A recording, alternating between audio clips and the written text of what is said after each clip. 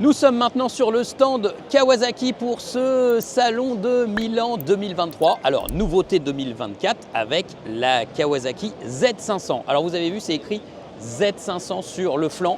En fait, c'est une moto qui reprend les grands principes de la Z400, disponible actuellement au catalogue Kawasaki. Mais cette moto va cohabiter dans un premier temps avec la Z400 avant de l'éclipser. Elle va prendre sa place. Pour Kawasaki, c'est stratégique de venir sur le segment de la 500 cm3 et donc de s'opposer directement à ce cher rival qui est Honda avec la CB500 Hornet maintenant pour 2024.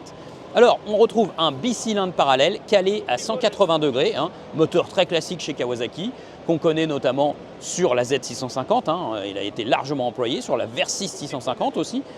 Donc c'est un moteur Euro 5 et puis il cube 451 cm3 et il va développer 45 chevaux. Donc on est juste en dessous de la limite légale des 35 kW ou 47,5 chevaux du permis A2. Donc vous l'avez compris, cette moto est homologuée directement permis A2 par construction, pas besoin de la brider. C'est une moto qui se veut légère avec un cadre treillis tubulaire en acier, bras oscillants en acier. Sur cette moto, il y a un compteur LCD, donc pas un TFT. Par contre, elle existera en version SE avec un tableau de bord justement TFT, un sabot moteur et un petit peu plus des accessoires un peu plus soignés.